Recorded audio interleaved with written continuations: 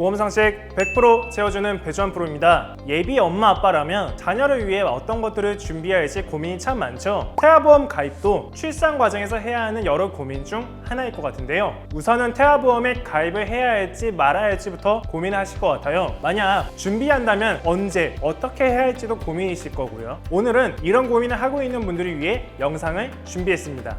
최근에 임신 소식을 알게 된 예비 엄마입니다. 신호는 마음에 산부인과에 갔더니 임신 7주차라고 하더라고요. 언니가 저체중아를 출산하고 금전적으로 고생을 많이 했던 탓에 저는 미리 태아보험에 가입을 하고 싶은데요.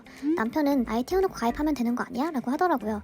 남편 말대로 아이가 태어나고 나서 태아보험에 가입하면 될까요? 파란 창에 잘 물어보셨습니다. 보내주신 고민 사연 지금부터 해결해 드리겠습니다. 태아보험은 어떤 보험인가요? 우선은 태아보험이라는 게 뭔지부터 설명을 드리는 게 좋을 것 같은데요. 태아보험이라는 건 사실 없습니다. 나는 태아보험을 들어봤는데 하고 의문을 가지는 분들도 계실 것 같은데요. 사실 이 태아보험의 정확한 명칭은 어린이보험이고요. 어린이보험에 태아 특약을 넣어서 태아 때부터 가입이 가능하기 때문에 통상 태아보험이라 불리는 겁니다. 그렇다면 태아 특약이란 건 뭐예요? 태아 특약은 아이가 태어났을 때 위험 요소들이라고 할 수 있죠. 조산, 미숙아, 선천적인 질환 이런 위험을 대비할 수 있는 특약이라고 생각을 하시면 되는데요. 사연자분 같은 경우 언니가 저체중아를 낳아서 비용 부담이 컸다고 하셨잖아요. 이게 생각보다 임신을 한 산모분들에게 먼 이야기가 아니에요. 과거에 비해 우리나라 저체중아 출산율이 점점 높아지고 있거든요. 작년 기준 100명 중에 7명 정도는 저체중으로 태어났어요. 아이가 저체중아로 태어나는 경우 아무래도 입원을 하는 경우가 많잖아요. 그럴 때 보장을 받을 수 있는 저체중아 보장 같은 게 대표적인 태아 특약이라고 할 수 있고요. 그 외에도 아이가 태어났을 때 발견되는 선천적인 기형으로 인한 입원을 보장하는 선천 이상 입원 특약, 수술을 보장하는 선천 이상 수술 같은 특약 등이 있습니다. 또한 태아보험은 태아뿐만 아니라 산모를 보장하는 특약들도 있는데요. 대표적으로 임신 중독증 보장,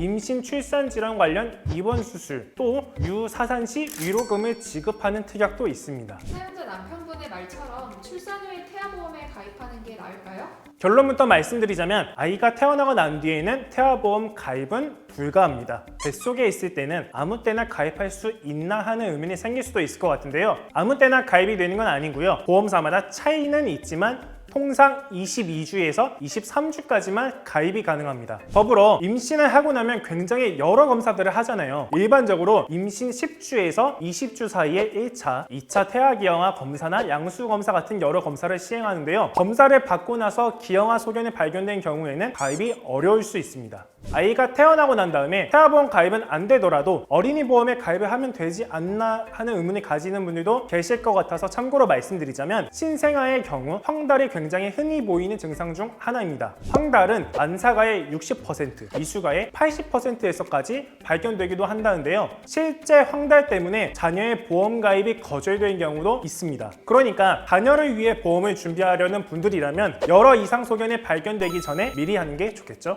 태아보험 가입을 하게 되는 경우 만기 설정은 어떻게 하는 게 좋은가요? 태아보험에 가입을 하기로 마음먹은 경우 보장을 얼마나 받는 게 좋을지 고민을 하게 될 것 같은데요. 제가 처음에 태아보험은 어린이보험에 태아 특약을 넣어서 가입한 형태라고 했잖아요. 그래서 20년, 30년 등 다양하게 보장기간을 설정할 수 있거든요. 그러면 보장을 길게 받으면 좋을지 짧은 게 좋을지 고민을 하는 분들이 생길 것 같은데요. 각자 경제 상황에 맞게 준비하시라고 말씀드리고 싶습니다. 우선은 만기에 따른 보험료 차이가 있기 때문에 보험료 납입을 얼마나 할 수 있는지 납입 여력을 생각해야 해서고요. 긴 기간 보장을 받는 경우와 단기로 보장을 받는 경우 각각 장점과 단점이 있기 때문인데요. 우선 보장 기간이 짧은 경우에는 보험료는 긴 기간 보장을 받는 경우와 비교해 봤을 때 적겠죠. 하지만 계속 보험 보장을 받고 싶은 경우 보험을 새로 가입해야 한다는 단점이 있습니다. 보험 만기를 짧게 설정할 경우 계약 전환 제도를 활용할 수 있는데 보통 보험사에서 만기 1개월 전에 알려주기 때문에 주소나 연락처가 변경이 된 경우에는 전환 시기를 놓칠 수 있으니 체크가 필요합니다. 보험 보장 기간에 길게 가입한 경우에는 보험료는 상대적으로 더 높겠지만 나중에 성인이 되고 난 이후에 새로 보험에 가입할 필요가 없다는 장점이 있는데요. 다만 화폐 가치가 변하면서 내가 가입한 보험의 보험금의 효용 가치가 떨어질 수 있기 때문에 이런 경우에 대해서도 미리 고려를 해보는 게 좋겠죠. 태아보험에 가입했는데 유산을 한 경우 어떻게 되나요? 이런 안타까운 경우는 생기지 않는 게 제일 좋겠지만 만약 이런 일이 생기게 된다면 대부분의 경우 계약이 무효가 됩니다. 무효가 되면 내가 납입한 보험료가 어떻게 될지 궁금하실 텐데요. 산모가 약관에서 정한 서류를 확인하고 난 다음에 해당 서류들을 발급받고 보험사에 제출하게 되면 실제 납입한 보험료 전액을 돌려받을 수가 있습니다. 파란창의 물어봄, 오늘의 질문 3줄 요약 들어갑니다. 태아보험은 첫째, 저체중아 보장 같은 태아 특약을 넣어 가입하는 어린이 보험입니다. 둘째, 가입은 임신 23주 이내에만 가능합니다. 셋째, 만기는 각자 경제 상황을 고려해 선택하세요. 지금까지 저는 보험 상식 100% 채워주는 배주환 프로였습니다. 다음에 만나요. 안녕!